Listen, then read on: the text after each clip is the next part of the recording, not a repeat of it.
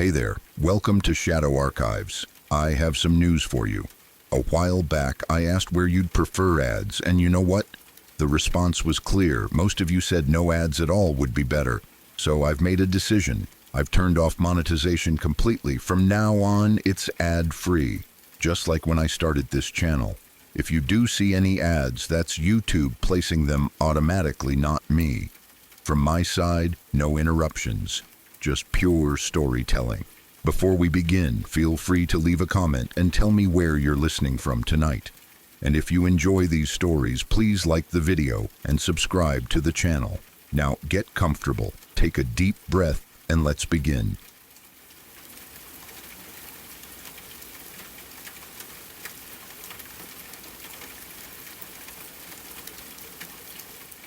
My cousin still remembers that afternoon clearly, even though at the time she had no idea she was about to witness the beginning of something horrifying.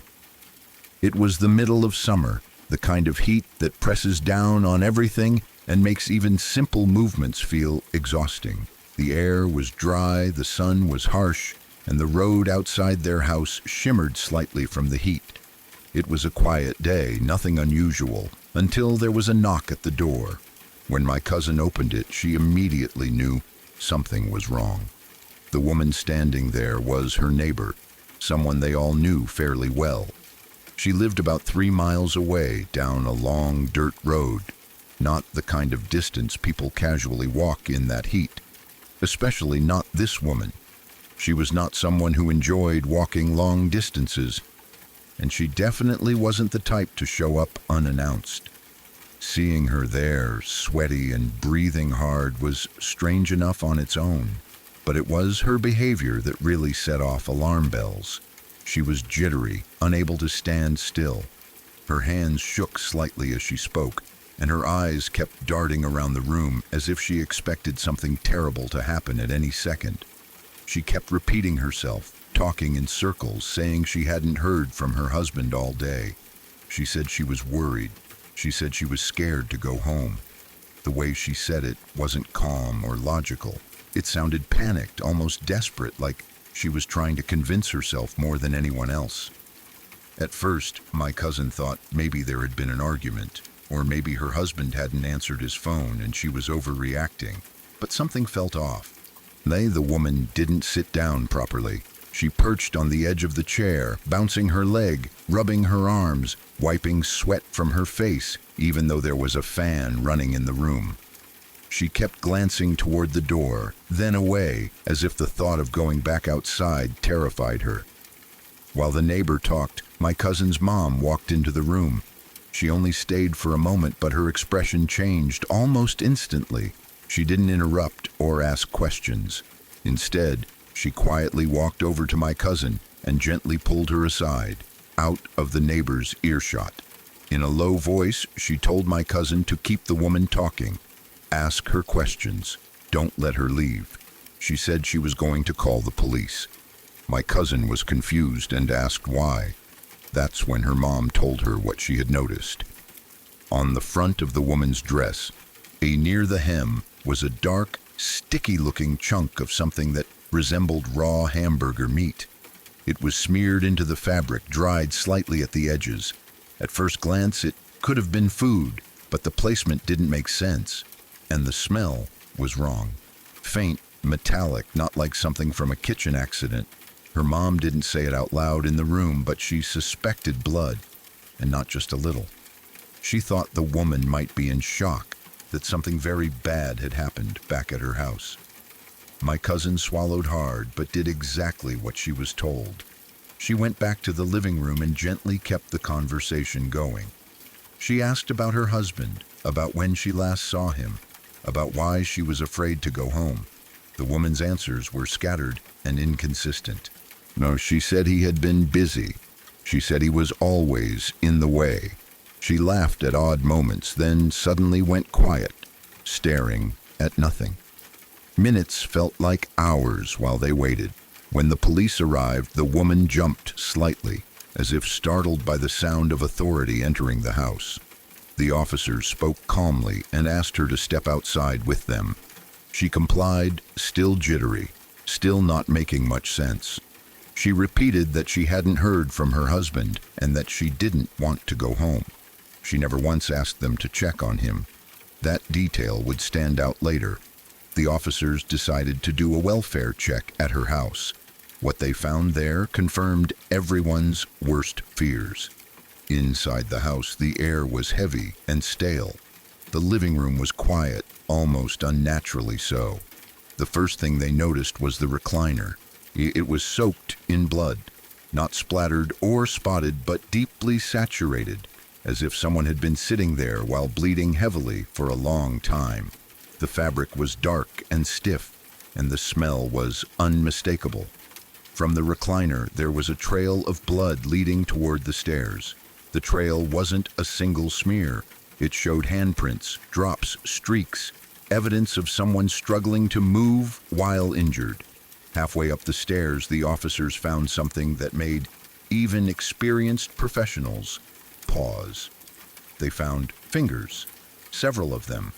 They were scattered on the steps, severed cleanly enough to leave no doubt about what had happened. The amount of blood suggested the injuries had not been immediately fatal. Whoever had been hurt had still been alive long enough to try to climb. At the top of the stairs, in the bedroom, they found her husband. He was dead. The scene told a story more clearly than any words ever could.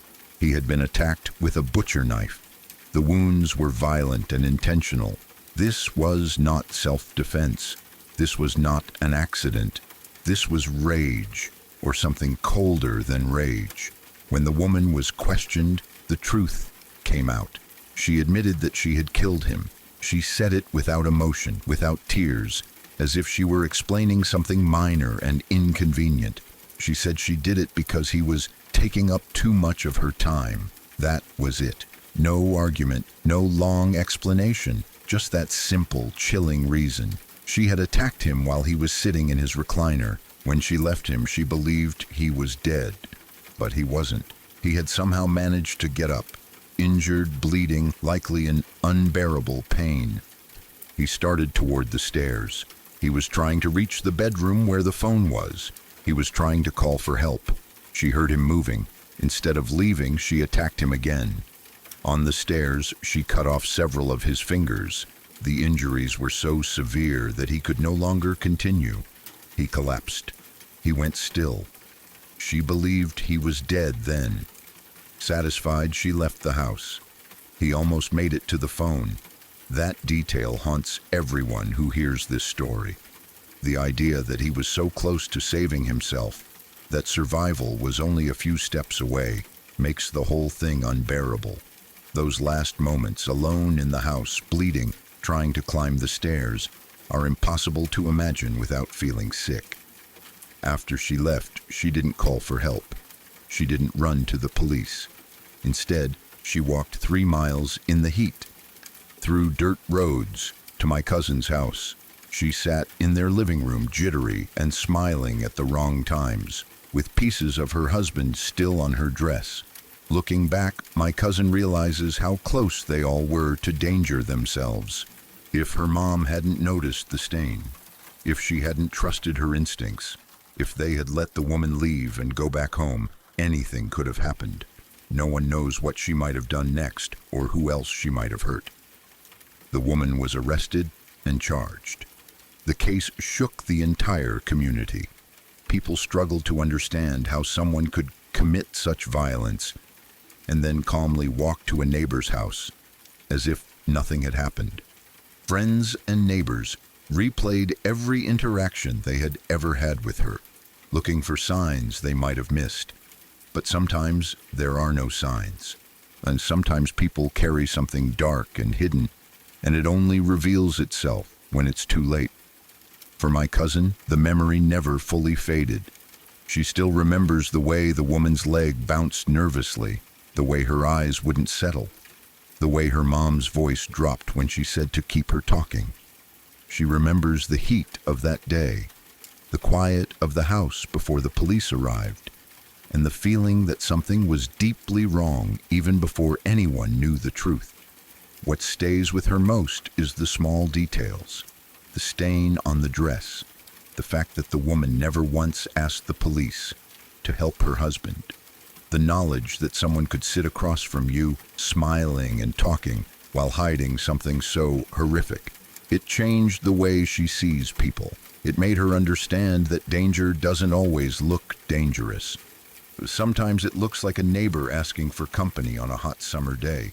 And somewhere in that house, at the top of the stairs, a man died believing he was moments away from help.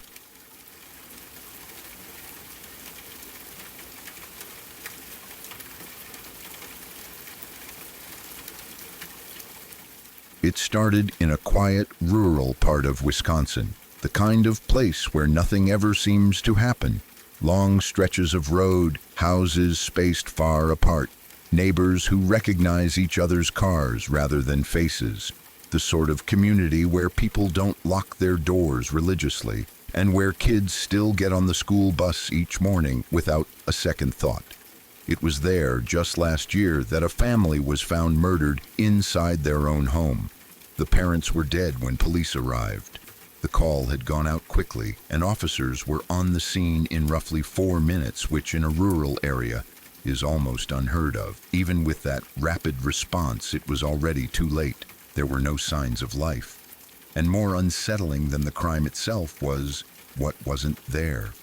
Their daughter, a girl around 13 or 14 years old, was gone. At first, no one knew what to think. In the immediate aftermath of something so violent, speculation fills the empty space where facts should be. Some people wondered if she had been kidnapped. Others whispered that maybe she had been involved somehow, that she had run away, or that she was hiding. There were darker theories too, ones no one wanted to say out loud, but still thought about late at night. The truth was that no one knew anything for sure, and the lack of answers made everything worse. Search teams combed the area. Officers went door to door.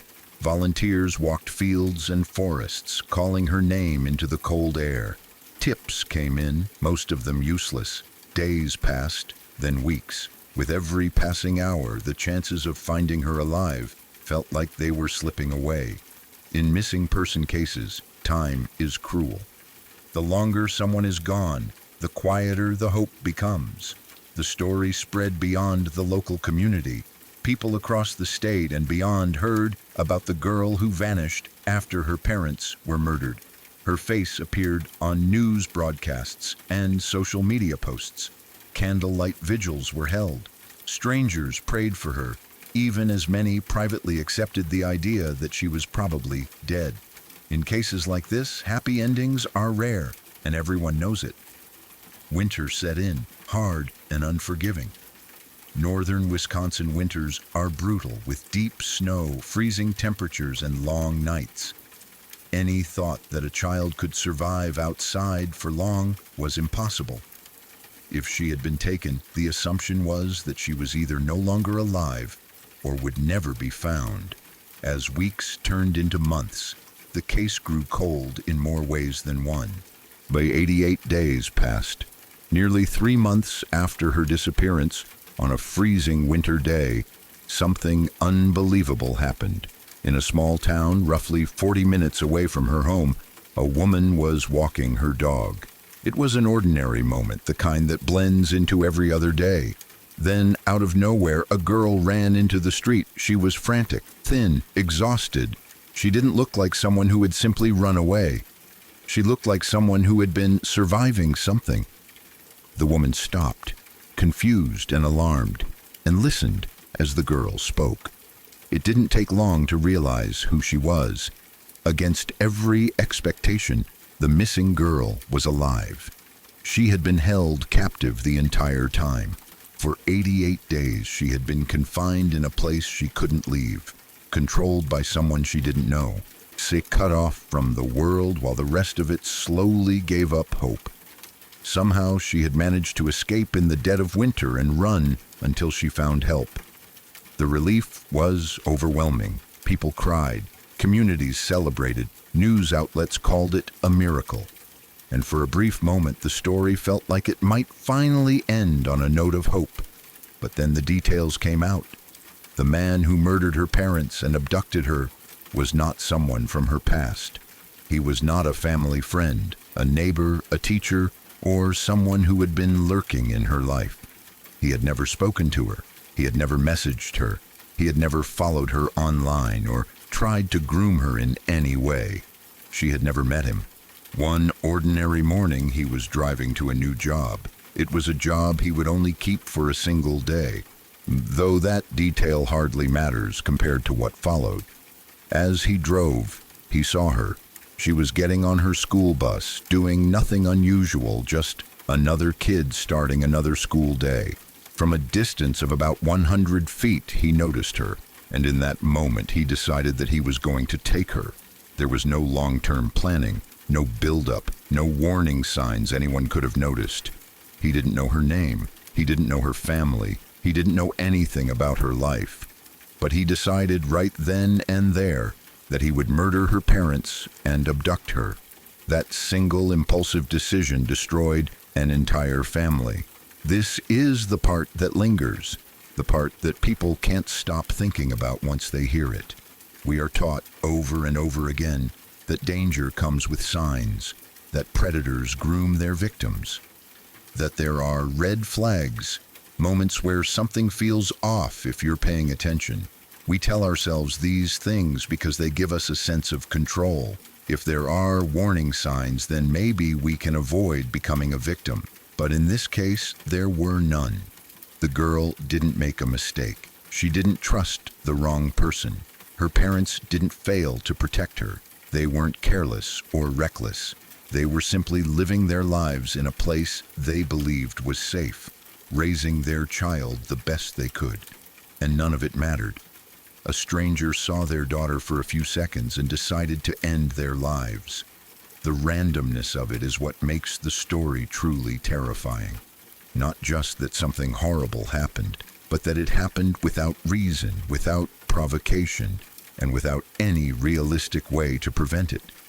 There was nothing her family could have done differently that would have guaranteed a different outcome. For many people, that realization is deeply unsettling. It challenges the belief that we can always keep ourselves and our loved ones safe if we are careful enough. It forces us to confront the idea that sometimes safety is an illusion, and bad things can happen simply because someone else decides they will. During her captivity, the girl endured something no child should ever experience. While many details have been kept private to protect her, what is known is enough to understand the weight of what she survived. She was isolated, controlled, and trapped far from everything familiar. The fact that she survived at all, let alone managed to escape, speaks to a level of strength that is hard to comprehend. When she finally ran into the street, she wasn't just escaping a person. She was escaping nearly 3 months of fear, uncertainty, and survival. Every step she took toward help was a step away from a reality that had been forced upon her without warning. Her survival doesn't erase what happened. Her parents are still gone. Her life will never be what it was before. Trauma doesn't disappear just because the worst-case scenario didn't fully come true, but her escape does matter. It matters because it proves that even in situations that seem completely hopeless, survival is sometimes possible. Still, the case leaves behind uncomfortable questions that don't have satisfying answers. How do you protect yourself from someone who has never shown interest in you before? How do you prepare for danger that arrives without warning? So how do you live in a world where a stranger's fleeting thought can change everything? Most people don't want to sit with those questions for too long. It's easier to believe that tragedies like this are rare exceptions, that they happen to other people in other places. But stories like this one have a way of sticking in the mind, resurfacing during quiet moments late at night when the world feels less predictable. The girl's story is often framed as a miracle, and in many ways it is. But it is also a reminder of how fragile normal life can be, how quickly it can be shattered by a decision made in passing, and how little control we sometimes have over the choices of others. In the end, what makes this story so haunting isn't just the violence or the captivity. It's the randomness, the idea that one ordinary day, or in a place that felt safe, a family's life was destroyed, not because of something they did, but because someone else decided it would be. That is the part people can't forget.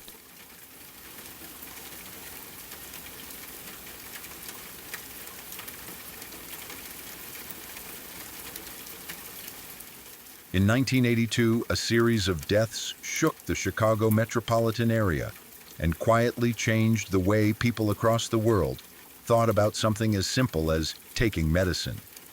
At the time, Tylenol was one of the most common and trusted pain relievers in American homes. People took it for headaches, fevers, muscle pain, and minor aches without a second thought. It was safe, familiar, and ordinary. That sense of safety is exactly what made what happened so terrifying. It began without warning. One by one, people in and around Chicago started dying, suddenly and unexpectedly. At first, the deaths seemed unrelated. Different ages, different neighborhoods, different circumstances. Some victims collapsed at home. Others became violently ill and died within hours. There was no obvious pattern, no shared event, and no immediate explanation. Then investigators noticed something small but chilling. Every victim had taken Tylenol shortly before becoming sick. This detail alone wasn't enough to raise alarms at first. Tylenol was used by millions of people every day. Correlation didn't automatically mean causation, but as more deaths occurred, the connection became harder to ignore. Medical examiners began testing the victims more closely, looking for toxins or substances that shouldn't have been there.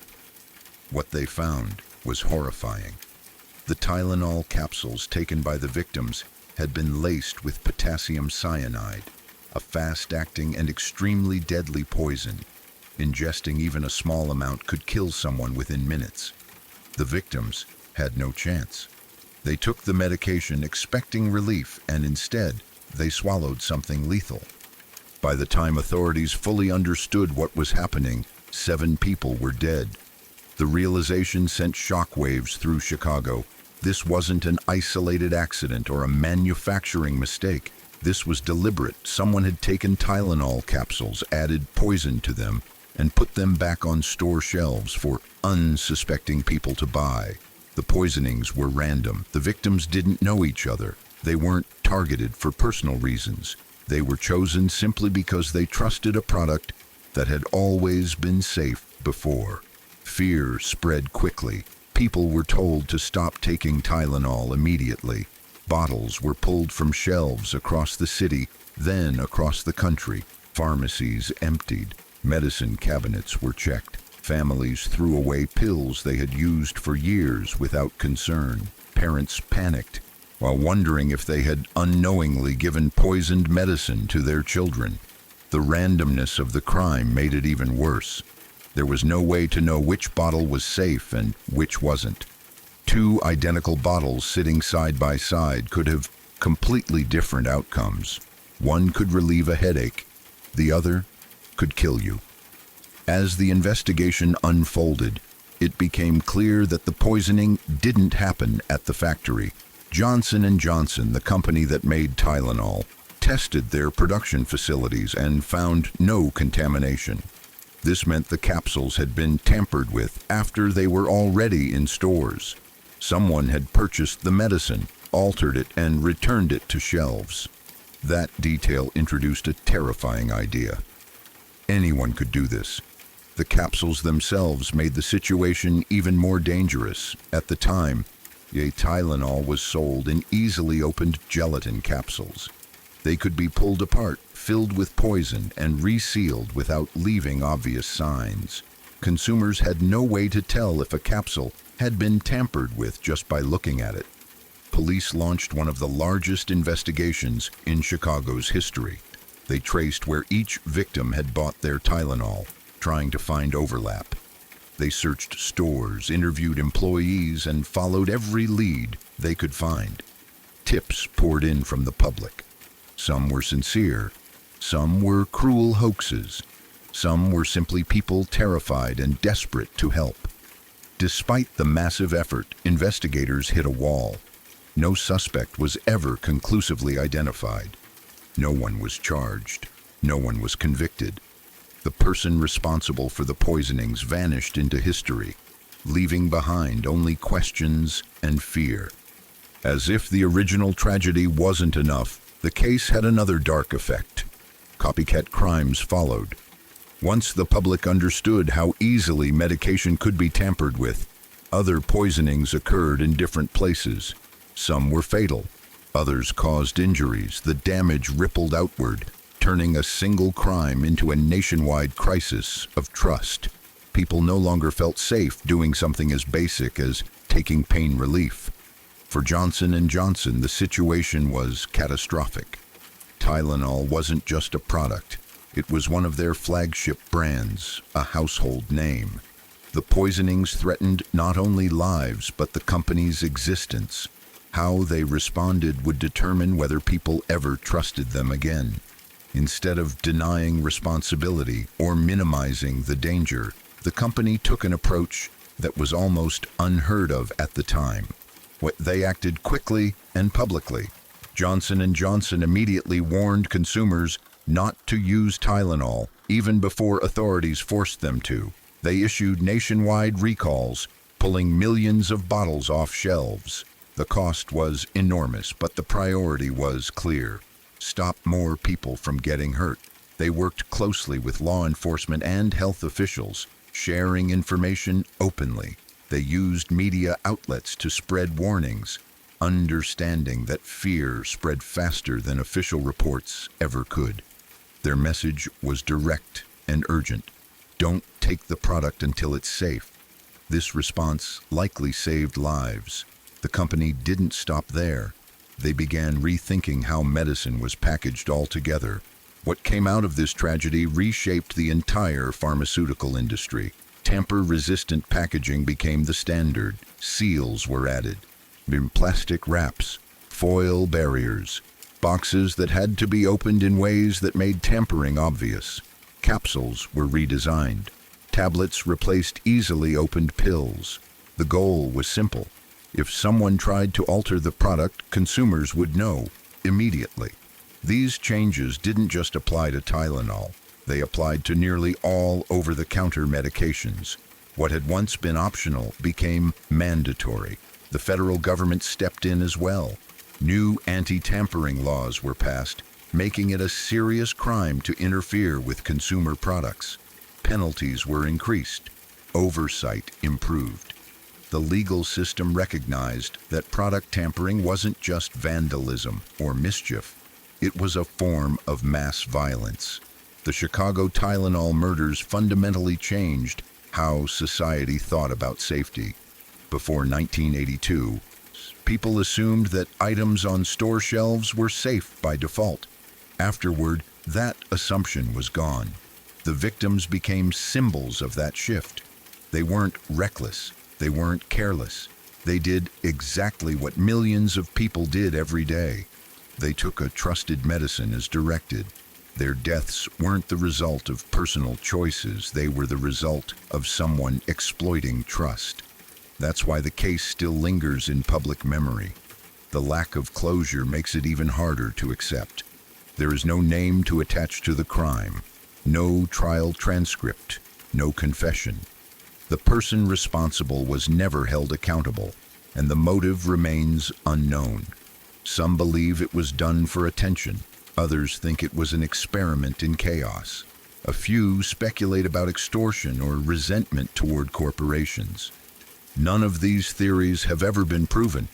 What remains certain is the impact. Every time someone breaks a seal on a bottle, this case echoes quietly in the background. Every time a parent checks packaging before giving medicine to a child, they are benefiting from lessons learned through tragedy. Every warning label, every safety seal, every foil-backed blister pack exists because 7 people lost their lives in Chicago. The response by Johnson & Johnson is still studied today in business schools and crisis management courses. It's often described as an example of how transparency and decisive action can preserve public trust, even after something unthinkable happens. But no amount of praise can undo the loss. For the families of the victims, there was no silver lining. No reform could replace a loved one. No packaging innovation could bring someone back. All they were left with were questions and the knowledge that their loss helped prevent others from experiencing the same fate. The story also introduced a new kind of fear into modern life. A fear not of criminals breaking into homes, but of invisible threats hidden in everyday objects. It showed how fragile systems of trust can be, and how easily they can be exploited by a single individual. More than 4 decades later, the Chicago Tylenol murders remain unsolved. The bottles are gone. The capsules are redesigned. The shelves look safer. But the mystery is still there, unresolved. It's a reminder that sometimes the most profound changes come not from answers, but from tragedies that force the world to adapt. 7 people took medicine expecting relief. Instead, they unknowingly became part of a story that changed consumer safety forever, and the person who did it walked away, never identified, leaving behind one of the most chilling and influential crimes in modern history.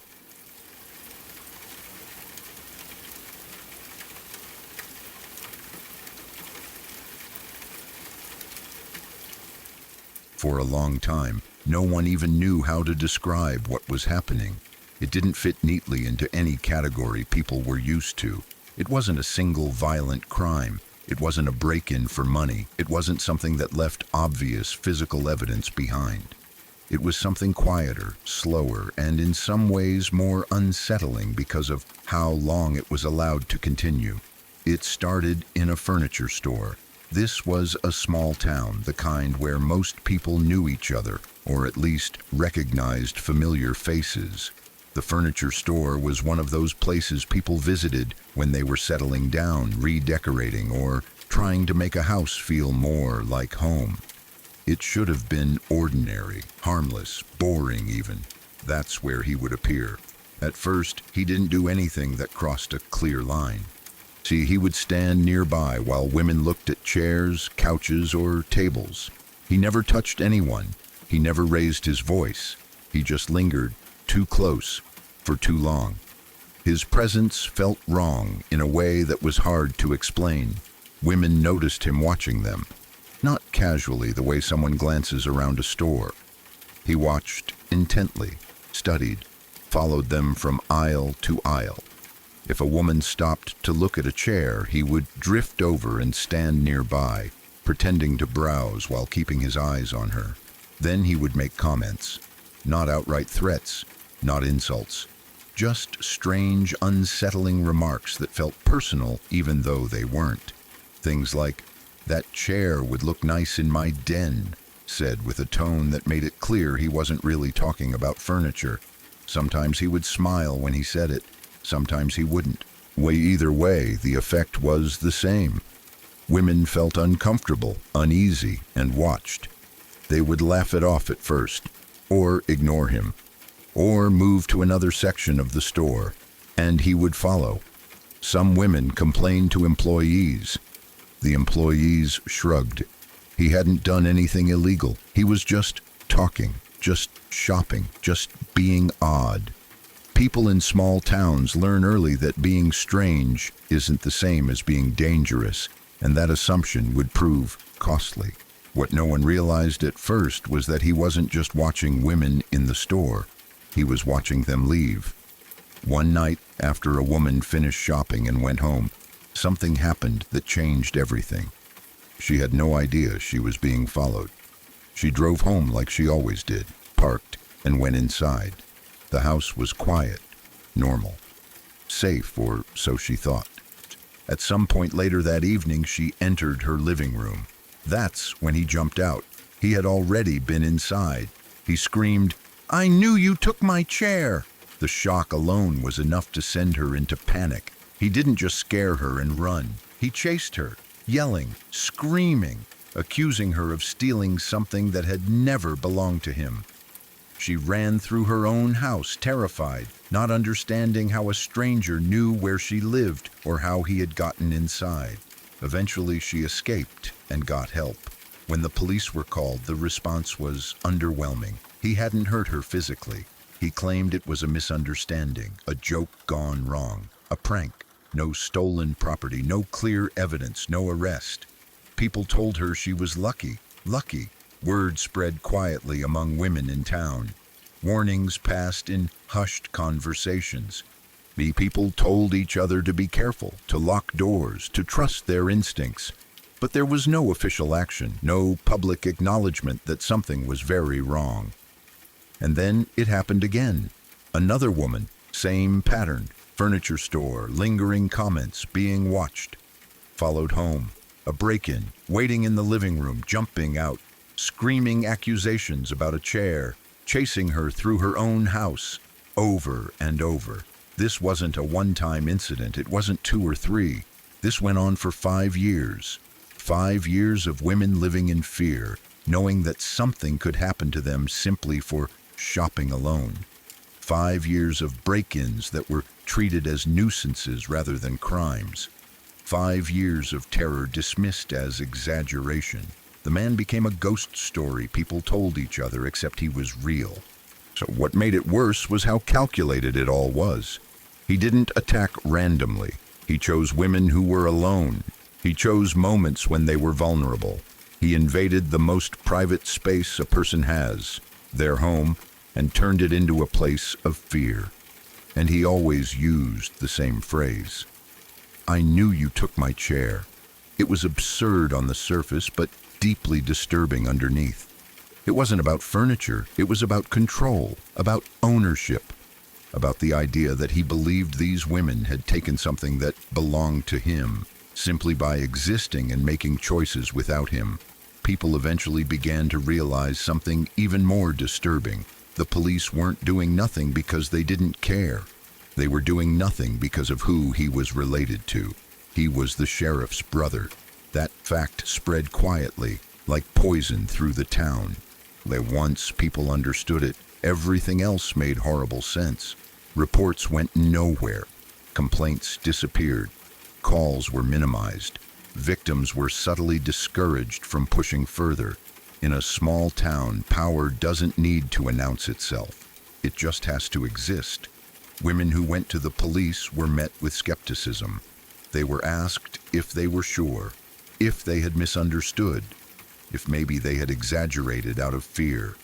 They were reminded that the man had never physically harmed anyone, as if terror alone wasn't violence. Meanwhile, he continued, 5 years is a long time to live under that kind of threat. Women changed their routines. Some stopped shopping at the furniture store entirely. Others brought friends, husbands, brothers, or fathers with them just to buy a chair or a table. What should have been an ordinary errand turned into something that required planning and protection. Women couldn't buy furniture by themselves anymore. That's the part that still feels unreal, not because it happened once, but because it became normalized. People accepted it as a reality of life in that town, like bad weather, like a dangerous road you avoid. Everyone knew who he was. Everyone knew what he did. Everyone knew why nothing was being done, and yet nothing changed. There's a particular kind of fear that comes from knowing someone is watching you, and that the people meant to protect you won't intervene. It teaches you that safety isn't guaranteed by rules or law, but by proximity to power. And if you don't have that power, you learn to protect yourself however you can. Some women moved away. Some stayed and learned to live with the constant awareness that they were vulnerable. They double-checked locks. They avoided being alone. They stopped trusting that their homes were truly safe. The man never escalated to murder, but that doesn't make what he did less horrifying. If anything, the restraint makes it more chilling. It suggests control, planning, enjoyment drawn not from killing, but from terrorizing. Breaking into someone's house and waiting in the dark requires patience. It requires confidence that you won't be caught. It requires a belief that you are untouchable, and he was, for 5 years. When people look back on it now, the question isn't just why he did it. It's why everyone else let him, why warnings were ignored, why women were expected to adapt instead of the system protecting them, why the burden of safety fell on the victims instead of the person causing harm. The town eventually changed. Leadership changed. Time passed. The man aged. The incidents stopped, though no one can say exactly when or why. There was no dramatic arrest, no public reckoning, just an unspoken agreement that it was over. But the damage didn't disappear. Women who lived through that time still remember it. They remember the feeling of being watched in a public place. They remember the way their homes no longer felt safe. They remember being told, directly or indirectly, that their fear wasn't important enough to matter. That kind of experience stays with you. It changes how you move through the world, how you assess danger, how you trust authority. It teaches you that sometimes the most frightening thing isn't the person hiding in your living room, but the knowledge that no one will stop them. This story isn't about one man alone. It's about power protecting itself, about how fear can be allowed to exist openly when it doesn't inconvenience the right people, about how women were forced to bring chaperones to buy furniture, not because the world was inherently unsafe, but because it was made unsafe by inaction. And it's about how easy it is for something deeply wrong to become normal, when people decide it's easier not to look too closely.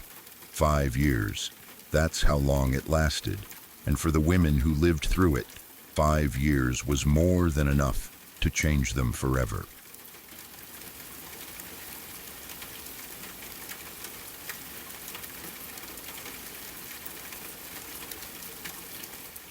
This is the story my mom almost never tells unless someone asks directly, and even then, she tells it calmly, almost flatly, like she's describing something that happened to someone else.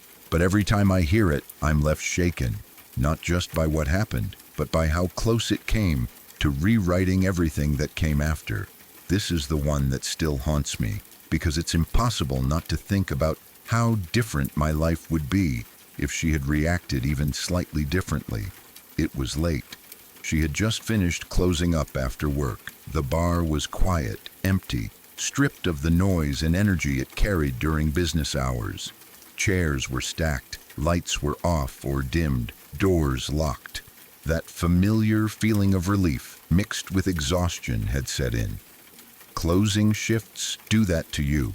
You're tired, but you're also ready to go home, or ready to be done. She headed out the back, the same route she had taken countless times before. The alley behind the bar was narrow, poorly lit, and smelled faintly of old beer and damp concrete.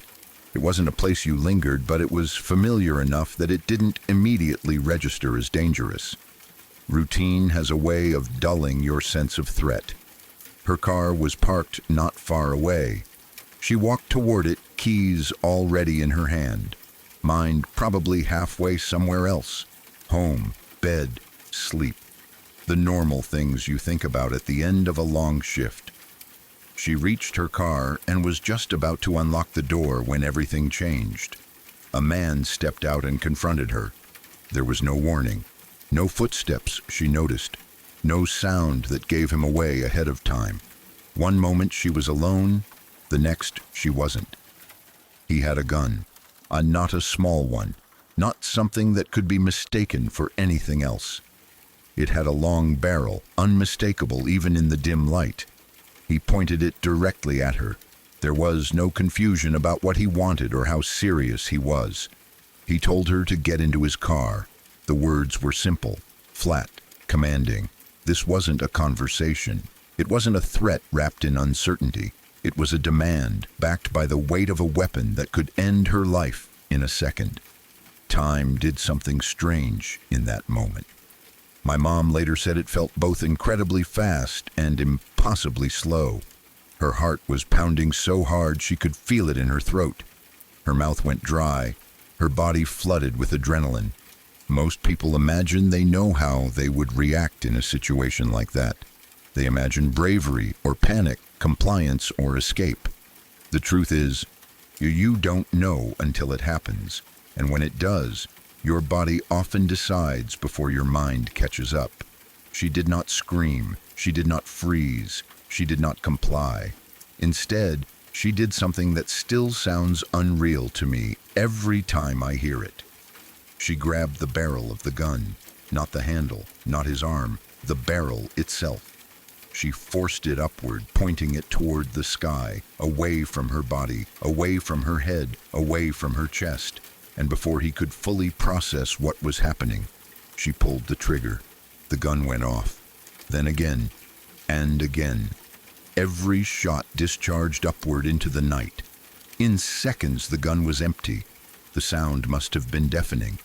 The flashes of light sharp and violent, but in that moment there was no room for fear of noise or attention. There was only instinct, only action, only survival. With the gun now useless, she didn't hesitate. She didn't wait to see what he would do next. She threw herself to the ground. Not fell, threw herself. She made herself dead weight, flat against the pavement, knowing that it would be harder for him to drag her, harder for him to force her into a car if she wasn't upright. She started pleading immediately, not screaming, not challenging him, but begging to be left alone. Using whatever words came out, whatever tone she could manage. In that moment, the dynamic shifted. The man hadn't expected this. Criminals who operate like this rely on fear and compliance. They rely on the assumption that the gun gives them complete control. When that control vanished, so did his confidence. Now he was standing there with an empty weapon, faced with a woman who had just turned the situation upside down in a way he couldn't have predicted. He was freaked out. That detail matters. He didn't escalate. He didn't attack her physically. He didn't try to fight her on the ground. He panicked. He got back into his car, and he sped away. Just like that. No final words, no threats, no chase. He was gone. My mom stayed on the ground for a moment longer, her body still buzzing with adrenaline, her hands probably shaking violently now that the immediate danger had passed. Then she got up, got into her car, and drove away. Physically, she was unharmed. No bullet wounds, no bruises, no broken bones. Mentally, though, she was changed. That kind of encounter doesn't fade easily. It embeds itself deep in your nervous system. Long after the danger is gone, your body remembers. Sudden movements, loud noises, dark alleys, being alone at night. All of it takes on a sharper edge. She was brave in a way that most people never have to be. But bravery doesn't cancel trauma. Courage doesn't erase fear after the fact. If anything, it sometimes makes it worse because afterward, you realize just how close you came to dying. When I think about this story, what scares me most isn't just the gun or the threat. It's how narrow the margin was, how thin the line between survival and catastrophe really is. If she had hesitated for half a second, if she had frozen, if she had believed that compliance was safer, if she had tried to run instead of acting, if the gun had been different, if he had reacted differently, if any one of those changes could have ended with her being forced into that car. And if that had happened, there is no version of this story that ends well. There is no reason to believe she would have survived. And if she hadn't survived, I wouldn't be here. That realization hits me hard every time. My existence, my entire life, balanced on a split-second decision made in a dark alley by a woman who refused to give up control, even when a gun was pointed at her. I don't know how I would live with that knowledge if I were her. Knowing how close it came, knowing how random it was, knowing that survival wasn't guaranteed, just seized. She doesn't talk about it often, but when she does, she never frames herself as a hero. She doesn't boast, she doesn't dramatize it. She usually shrugs and says she just did what she felt she had to do. But I see it differently. I see a woman who trusted her instincts completely, who acted decisively under unimaginable pressure, who understood, on some level, that giving up control would likely be the end. I also see the cost. Even though she walked away that night, part of her never really left that alley. Part of her stayed frozen in that moment, hearing the gunshots echo upward, feeling the cold ground beneath her, waiting to see what the man would do next.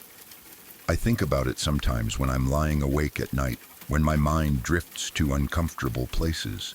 I think about how easily entire family lines can be erased by violence, how many stories never get told because someone didn't make it out, how survival often looks ordinary from the outside but is built on moments of extreme clarity and courage. What also stays with me is how quiet the aftermath was. There was no parade, no news story, no dramatic justice. The man drove away and disappeared into the night. My mom went home and carried on with her life. That's how it often is. The most pivotal moments don't announce themselves. They don't come with witnesses or closure. They just happen, and you're left to live with the knowledge of what almost was. This story haunts me not because it's violent, but because it's fragile, because it reminds me that life is not guaranteed, that safety is not a constant, that sometimes everything you are depends on how someone else responds in a single moment. Had my mom not been so courageous, so decisive, so unwilling to submit, I likely would not be here today. That thought never stops being terrifying, and it never stops making me grateful.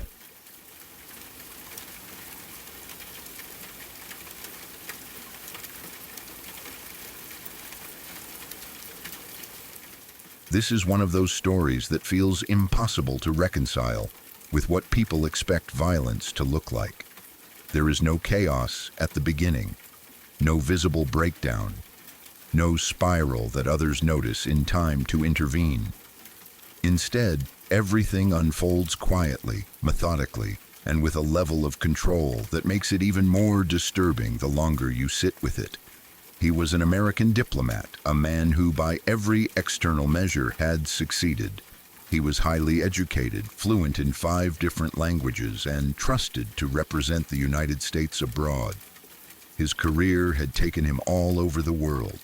He navigated foreign cultures, delicate negotiations, and complex political environments with apparent ease. He was intelligent, articulate, and respected in professional circles.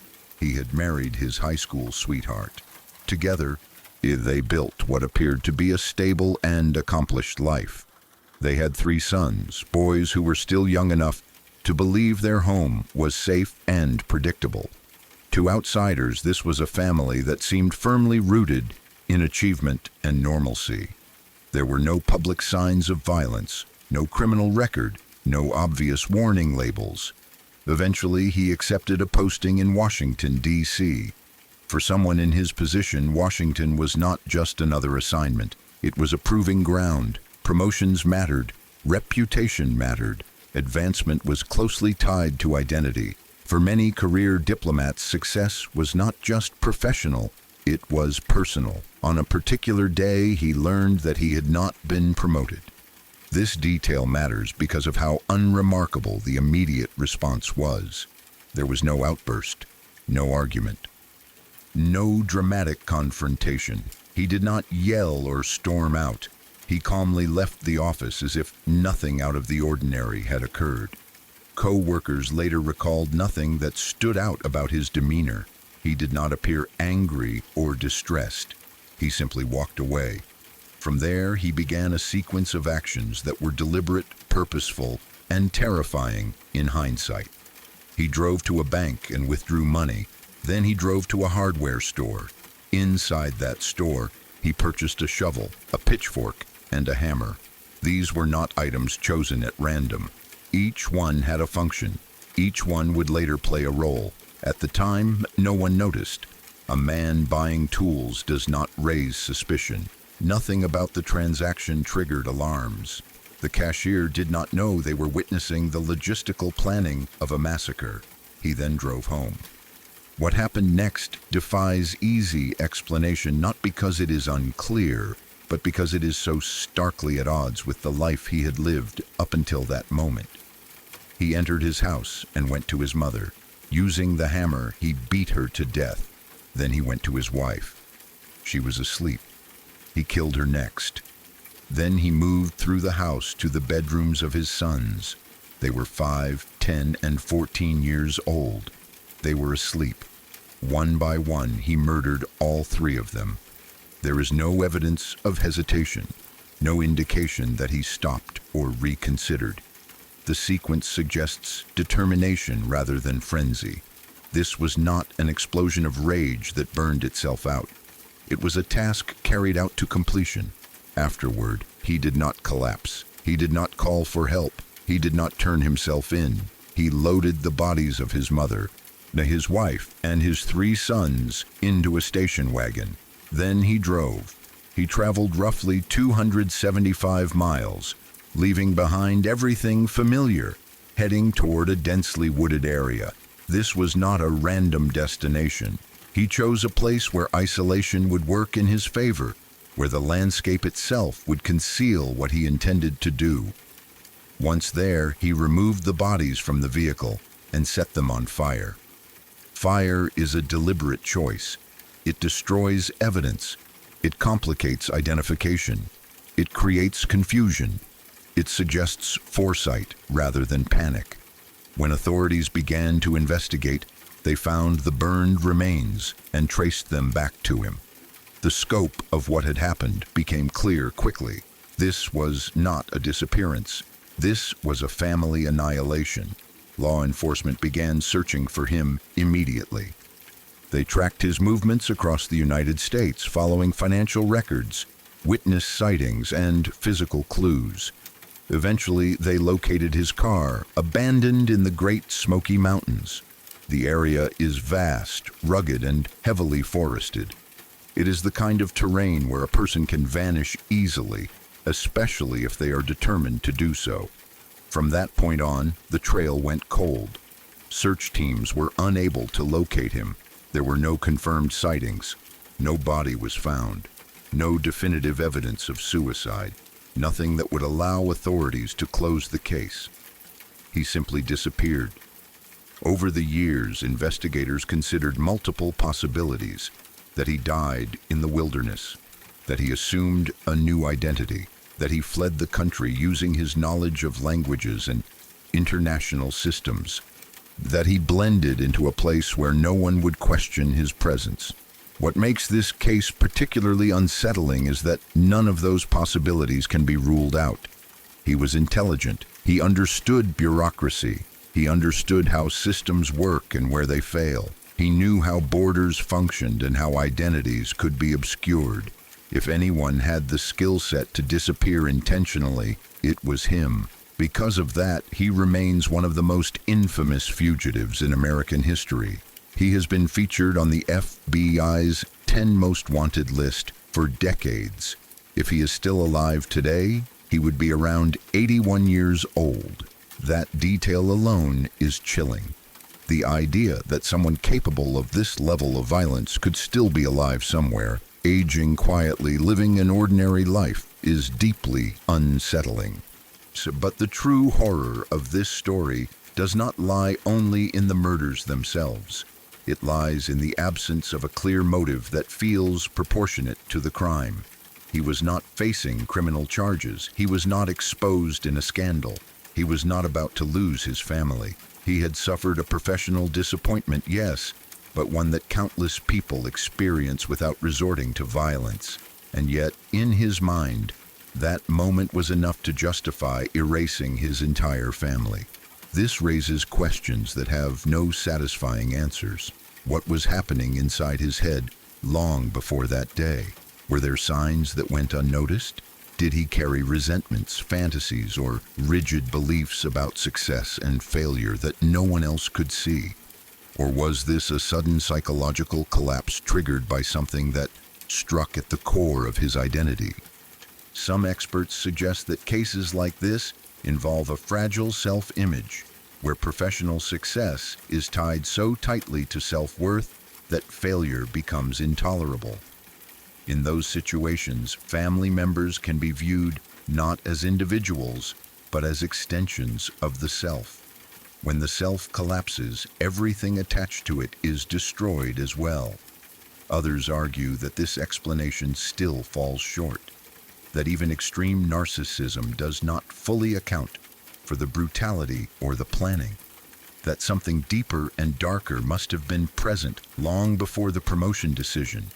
The children especially haunt people who learn about this case. They had no role in his career, no understanding of what had happened that day. They went to sleep in a house where their father was supposed to be their protector. They never woke up. The wife, who had been with him since high school, likely believed she knew him better than anyone else in the world. Whatever internal world he was living in, she was not allowed access to it. She was killed without warning, without explanation. His mother, too, was murdered, suggesting that the violence was not limited to a single relationship, but to the family unit as a whole. When people talk about this case, they often fixate on the mystery of where he went. Did he survive? Did he die? Is he still out there? But focusing only on that question risks missing the deeper, more uncomfortable truth. This was not a crime committed by someone on the margins of society. This was not someone who was visibly unstable or disconnected. This was a man who functioned at a high level in one of the most demanding professional environments in the world. And that is what makes it so frightening. It suggests that there are forms of inner collapse that are invisible until they are catastrophic, that intelligence and success do not immunize someone against violent ideation, that outward composure can coexist with unimaginable brutality. The fact that he was never caught compounds the unease. There was no trial, no confession, no explanation in his own words. The families of the victims never received closure. The public never received answers. Instead, the case exists in a kind of permanent suspension, frozen between what happened and what might still be possible. Every few years, age-progressed images are released. Investigators follow up on tips. People report sightings that ultimately go nowhere. Time passes, but the case remains open. And somewhere in all of this is the unsettling realization that if he is alive, he has lived decades beyond the lives he took. Decades of mornings, meals, conversations, and ordinary experiences that his wife and children were never allowed to have. This story lingers not because it is sensational, but because it destabilizes assumptions. It forces people to confront the idea that violence does not always come from chaos or desperation. Sometimes it comes from control, from calculation, from a person who appears calm enough to buy tools, go home, and methodically destroy everything they once claimed to love. It also leaves behind an uncomfortable silence, no manifesto, no suicide note, no final explanation, just absence. And that absence is what makes the story feel unfinished even decades later. He did not just murder his family. He erased the possibility of understanding why, and as long as he remains unaccounted for, that erasure continues. Sorry to interrupt. If you're new here, I'd appreciate it if you subscribe to Shadow Archives for daily true horror content that will haunt your dreams and keep you wondering what lurks in the shadows.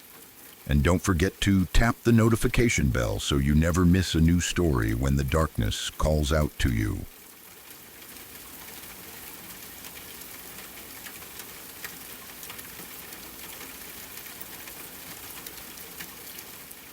I don't talk about this night very often, but it's one of those memories that never really leaves you. It doesn't fade the way other bad memories do. It sits there, quiet most of the time, and then something small will bring it rushing back. A certain tone of voice, a sudden loud knock, the sound of metal striking wood.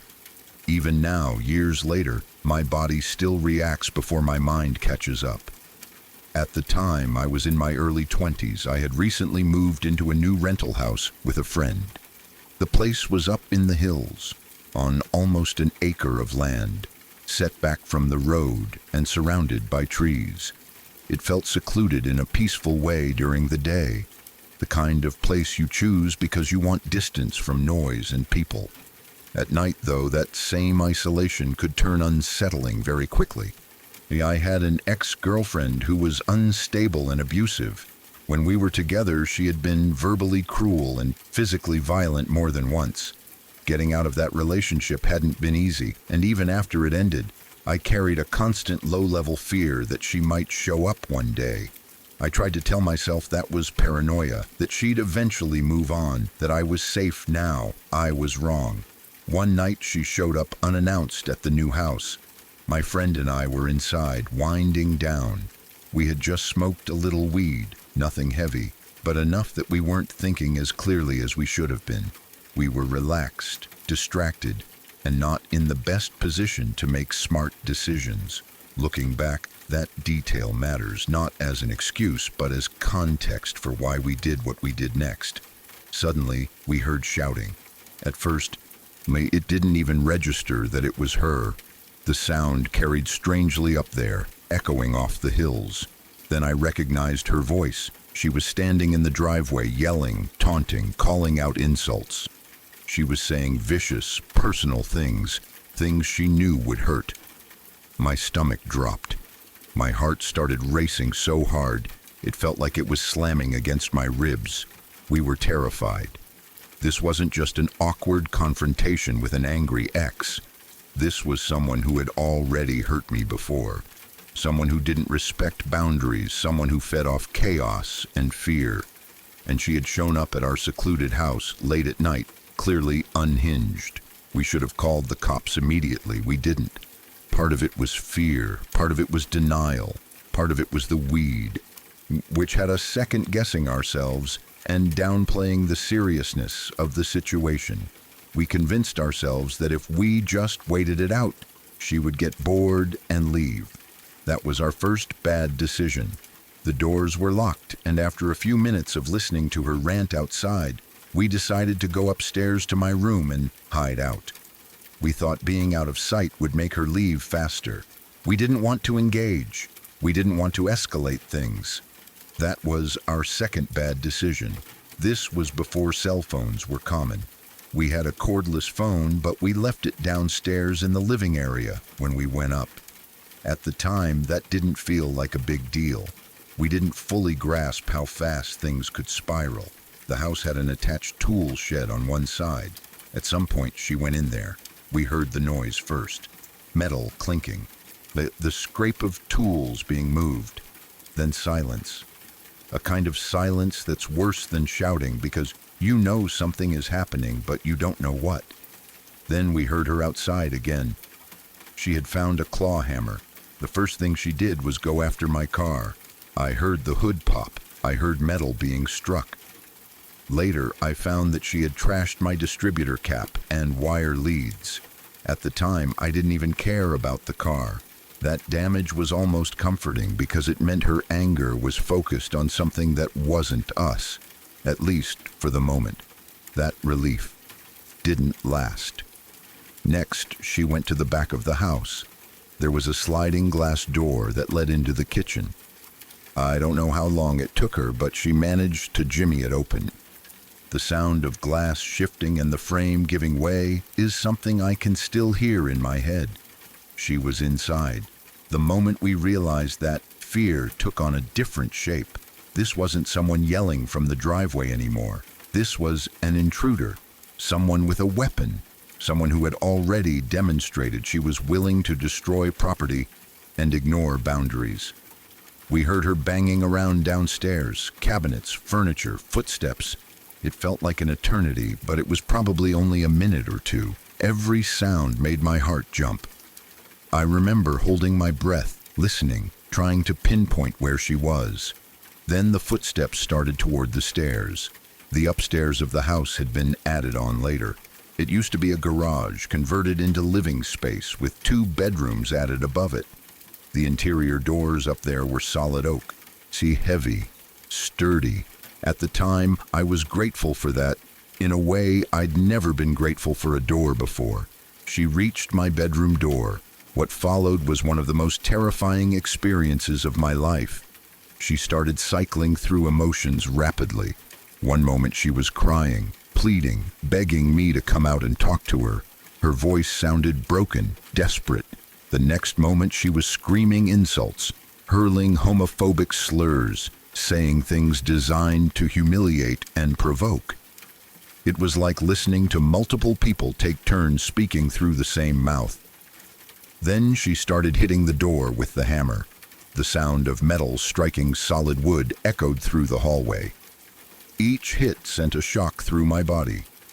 I didn't know if the door would hold. I didn't know how long it would take for it to give way. I imagined the wood splintering, the lock failing, her bursting through with that hammer raised. I remember thinking, very clearly, that this felt like a horror movie, the kind where you yell at the screen because the characters made bad choices. Only now I was one of those characters. My friend and I had to do something. My friend was a cyclist. He had his bike downstairs in the main room. We came up with a plan that felt desperate and insane, but it was the only option we could see. I would stay in the room and keep her attention focused on me, responding just enough to keep her at the door. Meanwhile, my friend would climb out of the bedroom window onto a small overhang, drop to the ground, sneak back into the house through the already breached sliding glass door, grab his bike, and ride as fast as he could to the police station downtown, about 2 miles away. We didn't know if she would hear him. We didn't know if the bike was damaged. We didn't know if she would catch him before he got away. But we knew we couldn't both leave, and we couldn't stay there forever. He went out the window. I stayed behind the door, my heart pounding, my mouth dry. I tried to keep my voice steady when I spoke to her, responding just enough to keep her engaged. She alternated between sobbing and rage, between begging me to open the door and smashing it with the hammer. At some point, she heard something. I heard it too. The faint sound of movement downstairs. She paused, then ran back down the stairs. A moment later, I heard her scream in frustration. My friend had gotten the bike and was already flying down the driveway. She chased him as far as the driveway, yelling, stomping around like an enraged animal that had just watched its prey slip away. That image has never left me. The raw fury, the sense that she was barely contained. Then, suddenly, she stopped. For reasons I still don't fully understand, she got into her car and drove off. But instead of turning right toward the main road, she turned left into a dead-end cul-de-sac a couple 100 yards away. I watched from an upstairs window, trying to keep track of her headlights, terrified she would circle back. It felt like hours, but eventually a police officer arrived with my friend. Relief washed over me so fast it made me dizzy. I came out of the room shaking, my legs weak, my whole body buzzing with adrenaline. The officer interviewed us and surveyed the damage. The broken sliding door, the destroyed car parts, the splintered oak door upstairs, deeply gouged where the hammer had struck again and again. He told us we had every right to press charges. For reasons I still don't fully understand, I didn't. I was young. I was overwhelmed. I just wanted it to be over. I wanted her gone, escorted away, out of my life. I wasn't thinking long term. I wasn't thinking about consequences. I was thinking about surviving the night. He didn't ask about the weed, or if he did, he didn't say anything. I've always imagined he smelled it and chose not to make it an issue, focusing instead on the far more serious situation at hand. He found her in the cul-de-sac. It took a long time. I watched from the window, my stomach knotted as he spoke to her. Eventually, he followed her out to the main street and away from the neighborhood, where after that night, I got a restraining order. The physical damage was manageable. I paid a couple $100 for a new oak door. The owner of the house was kind about it and even stained it for me. The damage to my car's ignition system was relatively minor. None of that mattered much in the long run. The mental damage was harder. The sound of her voice that night, the hysterical screaming, the pleading that turned into venomous taunting, the relentless pounding of that hammer against the door, all of it stuck with me. It still does. Trauma has a way of embedding itself in your nervous system long after the danger is gone. Years later, I found myself thinking about her again. Not with longing, but with curiosity, with a need to understand what happened, what became of her, whether she ever found peace or just kept spiraling. I started Googling. I found out she had died about 20 years after that night. Hodgkin's lymphoma. When I learned that, my reaction surprised me. I felt relieved, deeply relieved. Knowing she could never show up again, never hurt me again, never become a threat to anyone else I cared about, brought a strange sense of closure.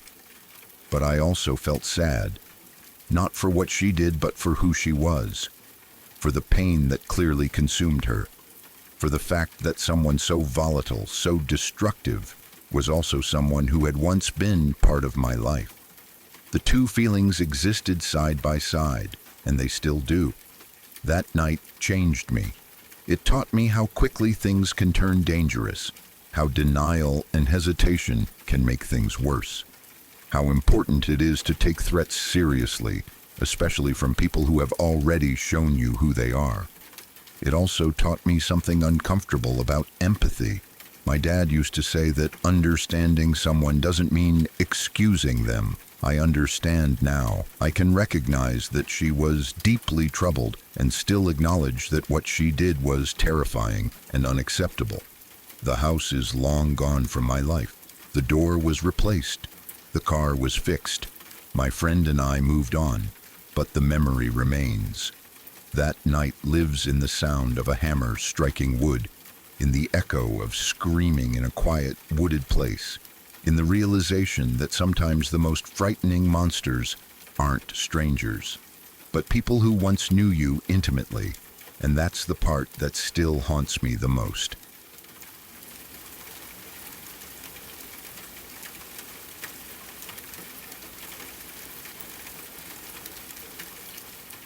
It started as one of those completely ordinary Friday nights that don't feel important while you're living them. Nothing dramatic, nothing unusual, just me and a couple of friends hanging out, killing time the way people do at the end of a long week. We were laughing, talking about nothing in particular, just enjoying the fact that we were together and had nowhere else we needed to be. I was driving. At that point in my life, driving was just another routine thing. I didn't think twice about it. I'd driven countless times before. There was no warning, no sense that something was about to go wrong. The road ahead of us was familiar. The night felt calm, normal, and then, without any lead-up that I can remember, my body betrayed me. I began having a seizure while driving. There's a strange blankness when I try to recall the exact moment it started. It's not like a movie where everything slows down or alarms go off in your head. There was no internal voice saying something was wrong. One second I was driving, the next second I wasn't really there anymore, even though my body was still moving. The car veered off course. I drove directly onto the light rail tracks. From what I was told later, the shift was sudden, no braking, no attempt to correct the wheel. Just a hard, terrifying move off the road and onto the tracks where a train could come through at any moment. The kind of place you are never, ever supposed to be in a car. Person one, who was sitting in the back seat, started screaming, not yelling, not shouting, screaming, pure, uncontrolled fear. The kind of sound that comes from someone who believes they're about to die. I didn't register it the way a normal, conscious person would. I heard noise, but it didn't connect to meaning. It didn't trigger panic in me the way it should have. Person two, sitting in the front seat, reacted immediately. They tried to take control of the situation. They reached for the steering wheel, trying to pull us off the tracks. They were shouting at me, telling me to stop, to let go, to do anything that would give them control of the car. From their perspective, they were watching disaster unfold in real time, knowing that a train could appear at any second. But I wasn't present in the way they were. In my seizure state, I didn't understand what was happening. I didn't understand why someone was grabbing the wheel. I didn't understand why there was screaming. My brain wasn't processing danger. It was misfiring, scrambling signals, disconnecting cause from effect. Instead of cooperating, I became angry. That's one of the hardest parts for me to think about now. I wasn't scared. I wasn't trying to help. I was confused and agitated, reacting emotionally without any grasp of reality. From inside my own head, it felt like someone was attacking me or trying to take something from me. The anger wasn't rational, but it was real. And because I was the one behind the wheel, that made everything even more dangerous. Person 2 kept fighting for control. They didn't freeze. They didn't give up. They did everything they could to wrestle the car away from me without fully understanding what was happening to me medically, only knowing that if they didn't act, we might all die. The back seat was chaos, screaming, crying, panic so thick it must have felt suffocating. And then, just as suddenly as it started, the seizure ended. I came out of it. There's no dramatic awakening, no clear moment where everything snaps back into place. It's more like surfacing from deep water. Sounds rush in first, sensations follow, awareness creeps back slowly, and with it comes confusion. I remember realizing I was on the tracks. I remember the look on person 2's face. I remember the fear in the car, heavy and sharp and undeniable. Person 2 had managed to get us off the tracks. Later, we figured out it was about 30 seconds. 30 seconds between us clearing the tracks and the train passing through. 30 seconds between survival and something unthinkable. When the train went by, the sound was overwhelming, loud, violent, impossible to ignore. The ground shook, the air vibrated. Watching it rush past the place where our car had been moments earlier made everything feel unreal, like we had slipped through a crack in time. If we had been even slightly slower, if person 2 hadn't acted as fast as they did, if I hadn't come out of the seizure when I did, there is no doubt in my mind that the outcome would have been catastrophic. People would have died. I think about that a lot. In the immediate aftermath, everything felt distant. My body was there, but my mind felt detached, like it was trying to protect itself by keeping the full weight of what happened at arm's length. My friends were shaken. Person 1 was crying uncontrollably. Person 2 was trying to steady themselves, their hands still trembling from adrenaline. I kept apologizing over and over again, but apologies felt meaningless. What do you say when you almost killed yourself and the people you care about without even knowing it was happening? How do you take responsibility for something that happened while you weren't truly conscious? The days that followed were worse in some ways. Once the shock wore off, the reality set in. I replayed the night again and again in my head. I imagined what it must have looked like from the outside. A car swerving onto train tracks, a driver not responding, friends screaming, someone desperately trying to wrestle control away. I imagined the headlines that could have existed, the phone calls that would have been made, the families who would have been left behind. I also had to confront something terrifying about myself. I had no warning, no aura, no sense that a seizure was coming, no physical signal that would have told me to pull over or ask someone else to drive. It just happened, and that meant it could happen again. That realization changed everything. I could no longer trust myself behind the wheel. Driving isn't just about you. It's about every other person on the road. Pedestrians, cyclists, passengers. A seizure while driving isn't just a medical event. It's a weaponized accident waiting to happen. And I couldn't live with the idea that I might put someone else in danger again. So I stopped driving. That decision wasn't easy. Driving represents freedom in a lot of cultures, independence, adulthood, the ability to go where you want, when you want, without relying on anyone else. Giving that up felt like losing a piece of myself. It meant reorganizing my life around transportation, asking for rides, using public transit, planning everything more carefully, but none of that compares to the alternative.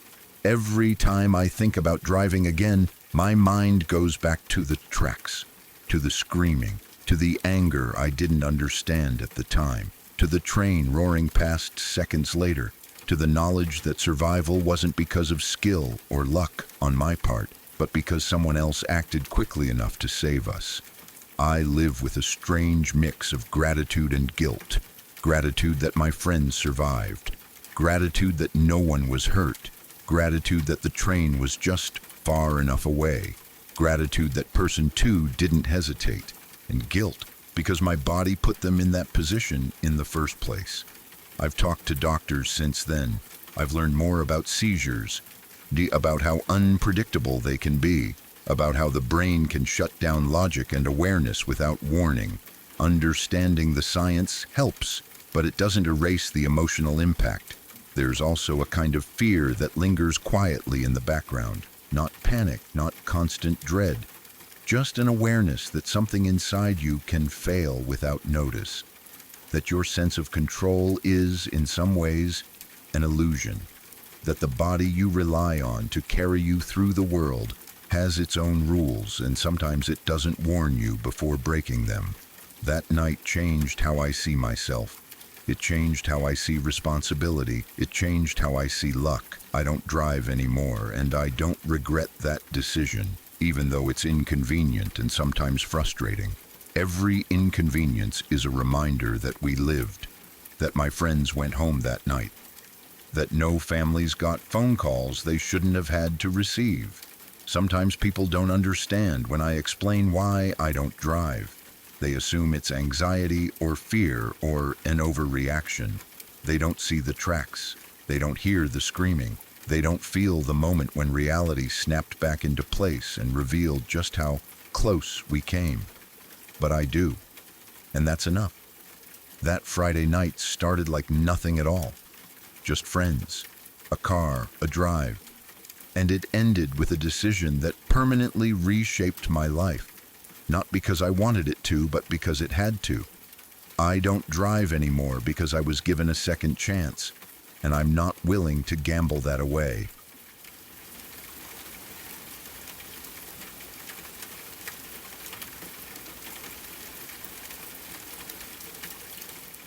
I don't remember most of my early childhood with much clarity, but there is one night that never fully faded.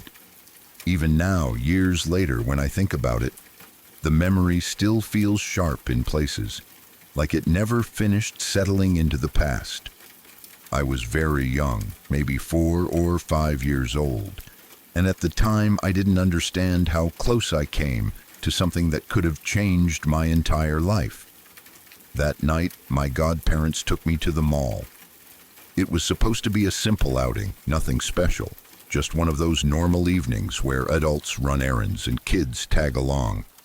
I remember the mall feeling huge, full of lights, sounds, and movement. To a child that age, it felt like a small world of its own. I felt safe there, surrounded by people, noise, and familiarity. Near the entrance of the mall, there were those little coin-operated rides they sometimes put outside or near food courts. The kind shaped like animals or cars, where you put in a coin and the ride rocks back and forth for a few minutes. I loved those things. To me, they were magical. You sat down, held on, and for a few moments the world was simple and fun. My godparents let me ride one of those machines while they went to an ATM nearby to withdraw some money. They were always very protective of me. They watched me closely in most situations. But that night, just for a short moment, their attention was elsewhere. They were only a few steps away, but they weren't looking directly at me. At the time, that didn't feel strange. I was used to being allowed small freedoms like that. I was focused on the ride, on the movement, on the sound it made. I wasn't worried about anything. I didn't feel unsafe. I didn't think there was any reason to be afraid. Then a man approached me. I remember him standing close enough that he filled my view when I looked up. He was an adult, and at that age, adults automatically felt like authority figures. You don't question them. You assume they belong wherever they are. You assume they know what they're doing.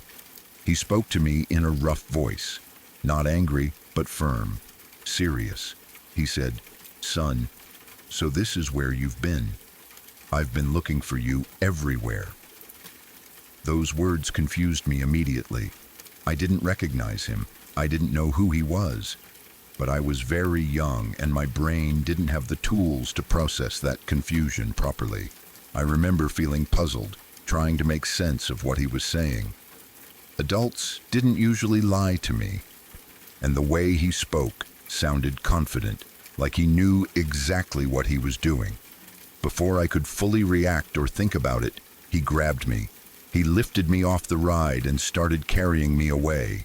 Everything happened very fast. One moment I was sitting on the little machine, and the next moment I was being held by a stranger, moving through the mall toward the parking lot. That was when I started to panic. I began yelling and crying as loudly as I could. I screamed, I kicked, I struggled. I remember my voice feeling raw, like I was using everything in my body to make noise. I didn't know what was happening, but I knew something was wrong.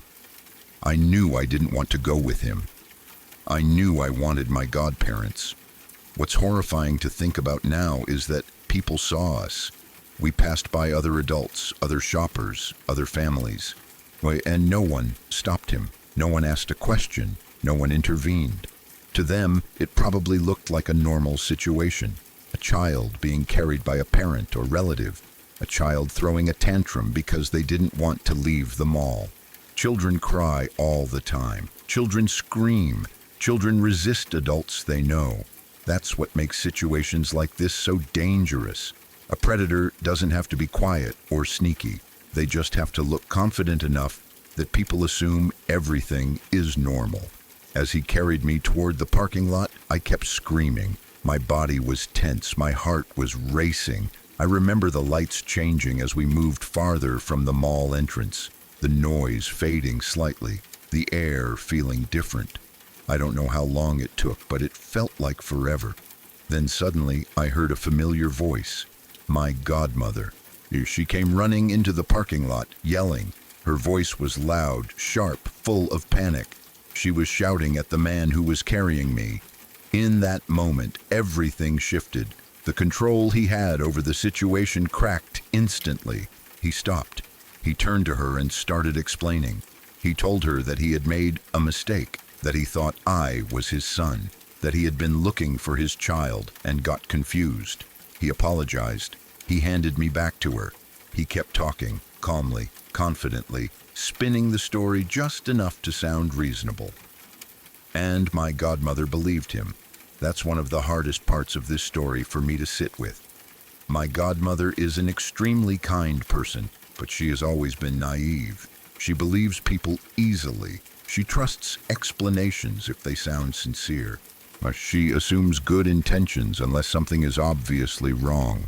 The man didn't look nervous. He didn't run. He didn't act guilty. He spoke calmly, as if this were all a simple misunderstanding. He even stayed for a bit, continuing to explain himself, as if he wanted to make sure everything felt resolved. Then he walked away. He went to his car and left. What makes that moment especially disturbing is that he didn't even pretend to look for the alleged son he claimed to have lost in the mall. He didn't ask for help. He didn't scan the area. He didn't seem concerned at all about finding a missing child. He just left. At the time, I was too young to understand what that meant. I was crying, shaken, clinging to my godmother. She was upset too, but not in the way you might expect. She didn't fully grasp what had almost happened. To her, it was a strange but harmless misunderstanding. A man made a mistake. A child was returned. End of story. In my family, we talked about it once. Just once. Then we let it die. We buried it. No police report, no follow-up, no long conversations about what could have happened. It became one of those things people quietly agree not to bring up again. Maybe because it was uncomfortable. Maybe because admitting how close it came would have been too frightening. As a child, I didn't question that. Kids accept what adults decide is normal. But as I got older, the story didn't disappear. It came back in pieces, in thoughts, in moments when I imagined alternate versions of my life. Sometimes out of nowhere, I would wonder where I would be now if my godmother hadn't run into that parking lot when she did. If she had been a minute later. If the man had walked faster. If my screaming hadn't drawn attention quickly enough. Those questions don't have answers. And that's what makes them so unsettling. I think about how easily he convinced everyone around us that what was happening was normal. How no one intervened while I was being carried away. How close I came to disappearing without anyone realizing what was happening until it was too late. The scariest part isn't just the man himself. It's how ordinary everything was around him. A mall, a ride, people shopping, life going on. Evil didn't show up in a dramatic way. It showed up disguised as a concerned parent, using words that sounded familiar and safe. As an adult, I understand now that this was almost certainly an attempted kidnapping. The confidence, the lie, the immediate attempt to remove me from a public space. The lack of concern for the imaginary missing child afterward. All of it points in one direction. But knowing that doesn't bring comfort. Instead, it brings a strange sense of vulnerability that never fully goes away. The realization that sometimes safety depends on timing, on chance, on someone looking up at the right moment. I don't blame my godmother. She truly believed what he said. She couldn't imagine that someone would lie so casually about something like that. And back then, people didn't talk about these dangers the way they do now. Stranger danger wasn't a constant conversation. Trust was more freely given. Still, it's hard not to feel unsettled when I think about how easily it could have ended differently. I sometimes wonder what his plan was, where he would have taken me, what would have happened if no one had stopped him. Those thoughts don't lead anywhere good, so I try not to dwell on them too long, but they surface anyway, especially when I hear stories of missing children or see cases where someone wasn't as lucky as I was. What stays with me the most is how powerless I felt in that moment. Being so small, being lifted up and carried away, screaming and not being heard in the way that mattered. It's a feeling that doesn't fully leave you, even as you grow older. That night taught me something I didn't consciously understand until much later. That danger doesn't always look dangerous. That bad intentions can wear a calm face and a believable story. That crowds don't always protect you, and that sometimes survival comes down to a single moment. A person turning around, a voice raised at the right time, a coincidence that interrupts a plan. We never talked about it again in my family. Life moved on. I grew up. The mall became just another place. The memory faded into the background of everything else. But it never fully disappeared.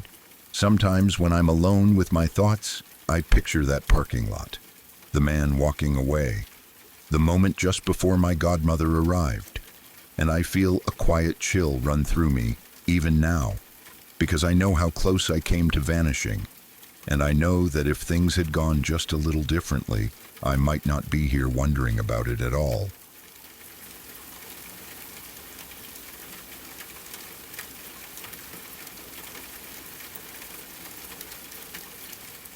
I grew up in Brisbane, Australia, and I went to school during the 1970s, a time that now feels very far away, but also strangely vivid in my memory. Society felt different then. There was more freedom for kids in some ways, but also a growing awareness that the world wasn't as safe as people once believed. One of the clearest memories from my childhood isn't a single event, but a constant presence that seemed to surround us everywhere we went. It was the Stranger Danger campaign. It was everywhere, on television, between programs, on billboards you'd pass in the car, on posters at bus stops and in shopping centers. I'm fairly sure it was on the radio too, because I remember hearing the same voice over and over again. Even in print media, newspapers and pamphlets, the message was repeated constantly. The idea was simple and drilled into us relentlessly. Children should never trust strangers. Never go with someone you don't know. Never accept gifts, rides, or help from unfamiliar adults. At the center of all of it was one man. His name was Constable Dave Moore. At the time, he was presented as the perfect face of safety. He was a police officer and he was everywhere. He had a friendly smile, a reassuring tone, and a way of speaking that made adults feel comfortable and made kids feel like they were being looked after. He didn't come across as strict or intimidating. He came across as warm, approachable, and trustworthy, the kind of person you'd expect to protect children. He wasn't just a figure on a screen or a poster. He came into our schools. Like many primary schools across southeast Queensland, ours received visits from him. I still remember the day he came to my classroom. We were young, sitting at our desks, half excited because a police officer was visiting and half restless because it meant a break from normal lessons. When he walked in, he didn't feel scary or authoritative. He felt friendly, animated, almost like a children's TV personality.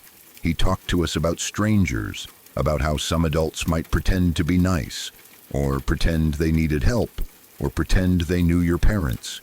He told us stories designed to stick in our minds. He made eye contact, he smiled. He used simple language so kids could understand. He made jokes here and there, just enough to keep our attention, and the message was always clear. Do not trust strangers. Do not go with anyone you don't know. Do not believe adults who ask you to keep secrets. At the same time, there was another message woven just as firmly into everything he said, one that felt natural and unquestionable at the time. You can trust police officers. You can trust teachers. You can trust authority figures. That was the framework we were given as children. The world was divided into safe and unsafe, good and bad, stranger and trusted adult. And the police, especially someone like Constable Dave Moore, sat firmly on the safe side of that line. Looking back, it's hard to explain how deeply that message sank in. When you're a child, especially in a school environment, you're conditioned to believe what you're told by adults. When those adults are backed by uniforms, institutions, and constant media reinforcement, you don't question it at all. Why would you? This man was endorsed by the government, by the police force, by schools, by parents. He wasn't just one voice. He was the voice. For years, he remained part of the background of childhood in Brisbane, a symbol of safety, a reminder that danger came from out there, from unknown faces, from people who didn't belong in your life. He was the person teaching us how to protect ourselves. Then, in the early 1980s, everything collapsed. It came out that Constable Dave Moore was not who he claimed to be, not who we were told he was, not who we had been trained to trust.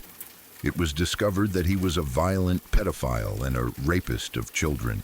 Even now, decades later, typing that feels surreal. The man whose entire public role was built around protecting children from predators turned out to be one himself. And not in a minor or ambiguous way. The accusations weren't rumors or misunderstandings. They were real. They were serious, and they were devastating. When the news broke, it sent shockwaves through the community. Parents were horrified. Schools were shaken. People who had grown up seeing his face on posters and television suddenly had to reconcile two completely opposite realities: the trusted policeman, the violent abuser. For those of us who were children during the height of his campaign, the betrayal was profound, even if we didn't fully understand it at the time. As kids, we didn't grasp the full scope of what he had done, but we felt something crack. Something didn't line up anymore. As adults, the horror of it becomes even clearer. This wasn't just a criminal who happened to be a police officer. This was someone placed deliberately and systematically in positions of trust and access to children. Someone who used authority as camouflage. Someone who understood exactly how trust worked and exploited it. The psychological damage of that kind of betrayal runs deep. The stranger danger campaigns taught us to fear the unknown man in the shadows, the mysterious figure offering candy or a ride. They didn't teach us to question the smiling adult in uniform, the man invited into classrooms, the person endorsed by institutions. In fact, they taught the opposite. They taught obedience. They taught trust in authority. And that's what makes this story so disturbing, because it reveals how simplistic those messages were, how dangerous it is to teach children that trust is based on labels instead of behavior, how easily predators can hide in plain sight when they wear the right uniform and say the right words. I know that he was arrested. I know he was convicted. I know he went to prison. The details of his sentencing and incarceration were never something people talked about openly, at least not in the circles I moved in. His name seemed to vanish almost overnight. One moment he was everywhere, the next he was nowhere. That disappearance is telling in itself. There was no long public reckoning, no constant revisiting of the case in the media, at least not decades later. No documentaries replayed endlessly on television. His name faded, almost as if everyone wanted to forget that such a massive failure of trust had ever happened. Of course, people whispered, people speculated, and yes, everyone had the same dark thought about how a pedophile cop would be treated in maximum security prison. It was said quietly, with a kind of grim satisfaction, as if imagining his suffering made the betrayal easier to swallow. But beyond that, silence settled in. It's been close to 40 years now, and I rarely, if ever, hear his name mentioned. New generations grow up with no idea who he was or what role he played. Stranger danger campaigns evolved. The language changed. Awareness became more nuanced. But the damage done by that particular lie can't be undone. For me, what lingers most isn't just anger, it's confusion. How many kids trusted him completely? How many parents encouraged that trust? How many warning signs were ignored because he was one of the good ones? It forces you to confront an uncomfortable truth about how society works. Institutions are made of people. Uniforms don't guarantee morality. Titles don't equal safety. And when someone with power chooses to abuse it, the harm multiplies because of how many people believed in them. As a child, I remember feeling reassured when he spoke. I remember thinking that the world made sense. Strangers were dangerous, police were safe, teachers were safe. Adults who spoke kindly and confidently were safe. That framework didn't survive adulthood. Learning the truth about Constable Dave Moore didn't just change how I viewed him. It changed how I viewed authority itself. It planted a seed of skepticism that never fully went away. Not an unhealthy paranoia, but a quiet awareness that trust should never be automatic. I think about how many children were taught lessons by him, sitting cross-legged on classroom floors, listening intently, believing every word. I think about how many of those same children years later learned what he really was. That kind of revelation doesn't just shock you, it rearranges your understanding of safety. What makes this story especially haunting is how effective he was. He wasn't awkward, he wasn't suspicious, he wasn't visibly dangerous. He was personable, likable, and convincing, which is exactly why he was chosen as the face of the campaign. And that's the lesson that sticks. Predators don't always look like threats. They don't always lurk in dark alleys. Sometimes they stand at the front of classrooms wearing uniforms, smiling for cameras. The Stranger Danger campaign wasn't entirely wrong. Children do need to be cautious, but it was incomplete in a way that proved catastrophic. It taught kids who not to trust, without teaching them how to recognize danger when it wears a familiar face. Even now, so many years later, thinking about it gives me a strange, unsettled feeling. Not fear exactly, but a kind of cold awareness. A reminder that safety messages, no matter how well-intentioned, can become dangerous if they simplify the world too much. I don't hear his name anymore. It's like it was erased from public memory. But for those of us who grew up seeing his face everywhere, who sat in classrooms listening to him speak, the knowledge never fully disappears. It sits there quietly, a reminder that trust should always be earned, never assumed. That authority should always be questioned gently but firmly, and that sometimes the people telling you how to stay safe are the very ones you should be most careful around. That realization didn't come when I was a child. It came later, slowly, painfully, as the truth surfaced. And once you see it, you can't unsee it.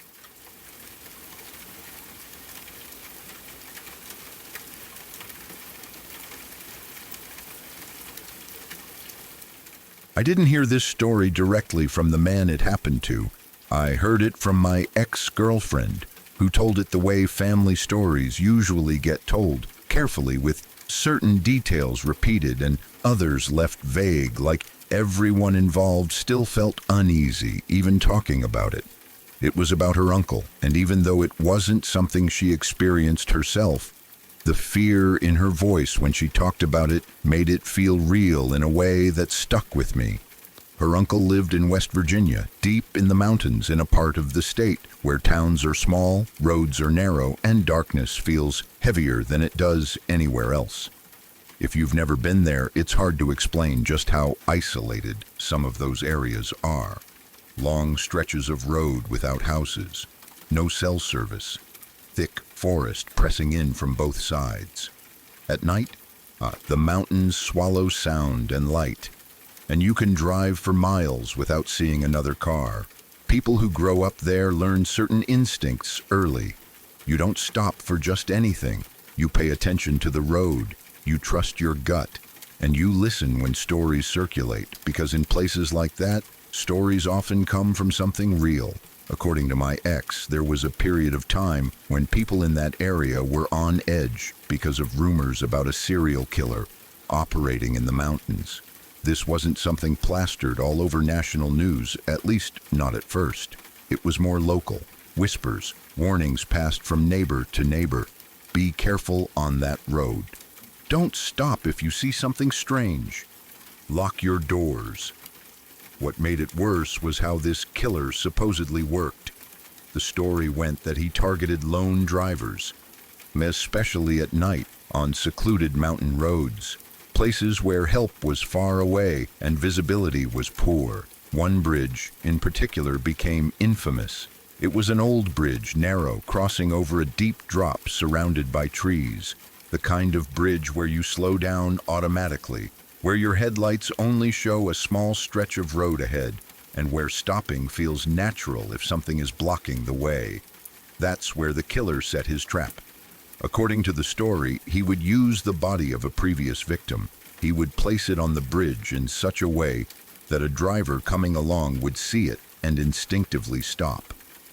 A body lying in the road is not something you can ignore easily. Most people would assume there had been an accident, someone hurt, someone who needed help. And that's what he counted on. The passerby would stop, get out of their car, maybe call out, maybe step closer to see if the person was alive. And that's when the killer would strike, emerging from the darkness while the driver's attention was focused on the body. In a place like that, with no witnesses and nowhere to run, it wouldn't take long. Whether every detail of that story was confirmed or not almost doesn't matter. What matters is that people believed it enough to change their behavior, enough to keep driving when they saw something that would normally force them to stop, enough to tell each other over and over, "Don't get out of your car." My ex's uncle knew about these stories. He wasn't someone who brushed off local warnings. He spent his life in those mountains. He understood that danger out there didn't always announce itself loudly. Sometimes it waited quietly. One night, he was driving alone. It was late, well past the time most people were off the roads, the kind of night where the sky is pitch black and the trees form a tunnel around you. His headlights cut through the darkness, but only just enough to show what was immediately in front of him. He approached that bridge. As he got closer, his headlights caught something lying across the road. A body. Not debris, not an animal. A human body sprawled on the bridge. Every instinct a normal person has would tell them to stop, to help, to check if the person was alive, to do something. That reaction is hardwired into us. Ignoring a body in the road goes against everything we're taught about being human. But in that split second, the stories flooded his mind. The rumors, the warnings, the repeated advice not to stop. The image of someone waiting just out of sight, hidden by darkness and trees, watching to see if he would take the bait. He didn't slow down. He didn't get out. He didn't even stop the car. He drove straight through the bridge, past the body, heart pounding, adrenaline surging, every muscle in his body tense. According to my ex, he said that moment felt unreal, like his body was acting on instinct while his mind lagged behind, screaming at him to do something else. He didn't look back. He kept driving until he reached a place where he felt safe enough to pull over. Then he called the police and reported exactly what he had seen. A body on the bridge, the location, the direction he was coming from. Everything he could remember. The police responded. I don't know all the details of what they found or what followed. My ex didn't either, or at least she didn't share them. In family stories like this, the ending is often less important than the moment itself. The moment where a decision is made, where stopping or not stopping could mean the difference between life and death. What stuck with me wasn't just the idea of a serial killer. Horrifying as that is, it's something we've all heard about before. What stuck with me was the method. Using a body as bait, turning basic human decency into a weapon, forcing people to choose between compassion and survival. That kind of cruelty gets under your skin because it corrupts something fundamental. It takes advantage of the instinct to help, the reflex to stop when someone is hurt, and turns it into a death sentence. I keep thinking about what it must have felt like to see that body on the bridge, knowing exactly what it might mean. By knowing that stopping could get you killed, knowing that not stopping meant driving past someone who might still be alive, even if logically you suspected they weren't. That's not a choice anyone should have to make. And yet, in that moment, my ex's uncle made the right one. If the stories were true, if the killer really was nearby, waiting, then driving on, likely saved his life. The fact that he still called the police afterward says a lot about him. He didn't just ignore it and forget. He did what he could without putting himself directly in danger. It's scary to think about how close he came to disaster. If he hadn't heard the rumors, if he hadn't believed them, if he had been a little more tired, if his instincts had leaned toward stopping instead of fleeing, the outcome could have been very different. Now, what makes the story even more unsettling is how plausible it feels in a place like that. Remote mountains, narrow roads, long response times, darkness that hides movement. It's the kind of environment where someone with bad intentions could operate for longer than they ever could in a city. It also makes you question how many other people might have stopped before the warnings spread, how many victims came before the pattern was recognized, how many times someone did the right thing and paid for it with their life. Even now, just thinking about it gives me chills. It's one thing to imagine danger jumping out at you. It's another to imagine danger waiting patiently, using empathy as a lure. That kind of threat rewires how you see the world. It teaches you that sometimes survival means doing something that feels wrong in the moment. Yeah, driving past a body on a bridge goes against every moral instinct we're raised with. But in that situation, it may have been the only way to live. I've never driven through those mountains myself, but whenever I hear stories like this, I think about how differently people in isolated places have to think. City instincts don't always work in rural areas. Trusting that help is nearby can be a fatal mistake, and what haunts me most is how quiet it all sounds. No screaming, no chase. Just a dark road, a body in the headlights, and a decision made in seconds. My ex's uncle never saw the killer. He never saw anyone step out of the shadows. All he saw was the bait. And sometimes that's worse, because it means the danger stayed hidden, close enough to strike, but never revealed. Scary to think about doesn't even begin to cover it. It's the kind of story that makes you sit a little longer in your car at night, doors locked, engine running, wondering what you would do if your headlights suddenly picked out something lying in the road ahead, and hoping you never have to find out.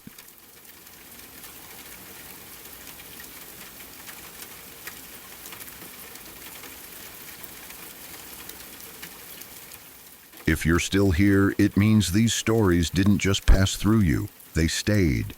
Every story you heard tonight was real. Real people, real moments, and in every one of them, something went wrong, or almost did. If you want to keep exploring the stories that don't let go so easily, subscribe to Shadow Archives, because there are more stories waiting, and not all of them end before it's too late.